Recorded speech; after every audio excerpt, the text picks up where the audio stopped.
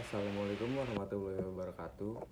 Sini bersama saya Randy Septian dengan NIM 2201030049. Di sini saya akan mereview dari tugas public speaking terakhir kali saya, yaitu bersosialisasi kepada remaja masjid. Jadi di sini saya ingin mereview tugasnya.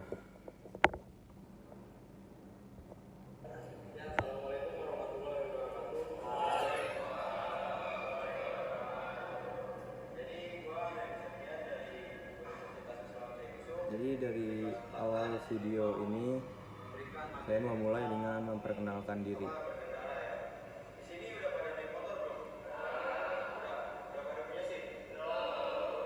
Karena video ini karena video ini saya membahas bagaimana keamanan dan kepatuhan berkendara. Jadi pertama kali saya bertanya kepada audiens saya, apakah mereka yang sudah berkendara menggunakan kendaraan itu mempunyai surat izin mengemudi atau tidak. Karena surat izin mengemudi adalah awal dari perizinan kita menggunakan kendaraan di jalan raya.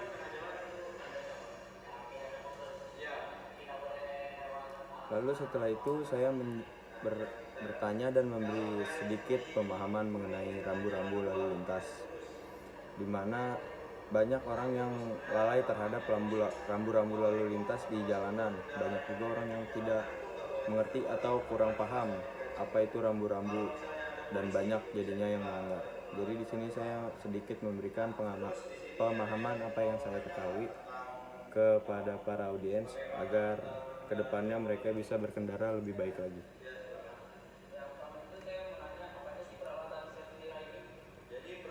Lalu setelah saya memberi sedikit pemahaman, saya mulai bertanya kepada audiens. Saya bertanya mengenai hal-hal yang mereka bingung gitu. Apa saja yang harus dibutuhkan dalam berkendara. Pertanyaan pertama yang saya dapat pada saat melakukan sosialisasi ini adalah apa saja peralatan safety riding atau keamanan berkendara.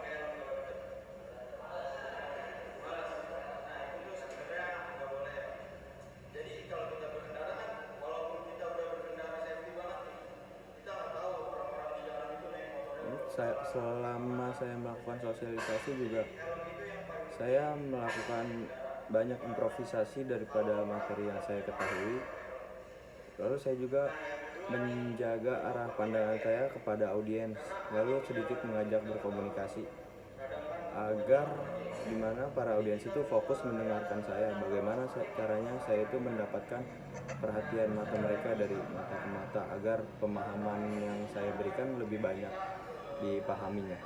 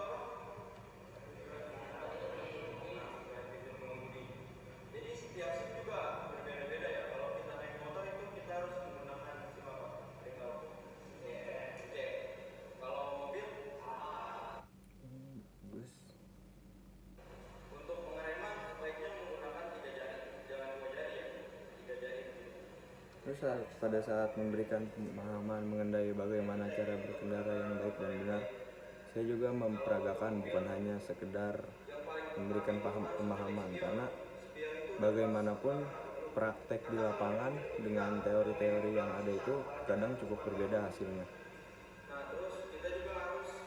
apalagi hal ini kan menyangkut dengan berkendara.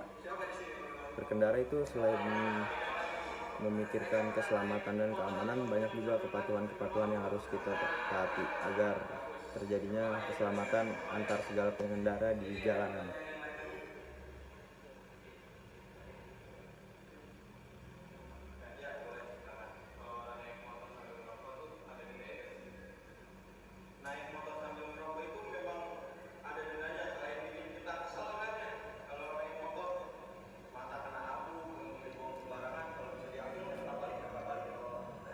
Jadi selama saya melakukan sosialisasi ini, sebisa mungkin saya harus menjaga interaksi dari saya sebagai yang kebetulan sebagai pemateri dan para audiens agar sosialisasi ini dapat sangat dipahami oleh teman-teman kita yang mungkin masih di bawah umur tapi sudah naik motor, atau teman-teman kita yang baru punya SIM tapi sudah mengendarai motor lebih jauh sebelumnya.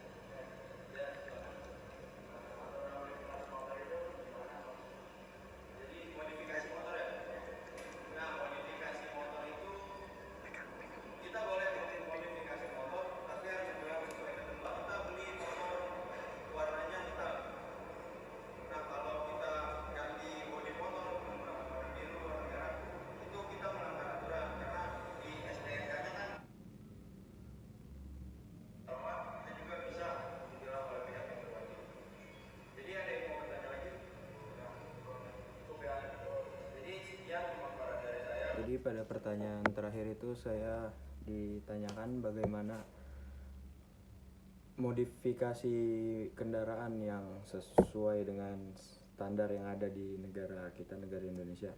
Bahwa di situ saya menjelaskan bahwa motor itu harus sesuai dengan apa yang sudah tertera pada STNK kendaraan tersebut. Jadi kita memodifikasi motor pula ada aturannya. Lalu untuk saat ada pertanyaan berkendara sambil merokok, pada itu saya menjawab bahwa memang terdapat denda, namun kita bisa melaporkannya kepada pihak-pihak yang berwajib. Jadi setelah saya mereview sosialisasi saya kepada remaja masjid mengenai keselamatan dan kepatuhan berkendara, saya ingin melakukan evaluasi dari video tersebut untuk kebaikan public speaking saya di masa yang akan datang. Yang pertama, untuk menambah keefektivitasan atau menambah dan mengasah skill saya, yang pertama saya harus banyak memahami materi-materi tentang apapun, karena sebagai pemateri kita harus menguasai materi yang akan kita berikan kepada para audiens. Yang kedua, saya harus bisa menjaga interaksi dari saya sebagai pemateri kepada audiens saya agar materi yang disampaikan itu benar-benar dapat dimengerti. Yang ketiga, saya juga harus memahami latar belakang audiens saya, karena di tempat yang berbeda kita juga harus menggunakan cara yang berbeda. Misalnya kepada anak-anak kita harus berbicara dengan bahasa yang lebih mudah dimengerti, dan kepada orang-orang dewasa kita harus bersikap yang terutama sopan dan menggunakan bahasa yang mungkin sesuai dengan apa yang mereka pahami. Lalu kemudian untuk menambah dan mengasah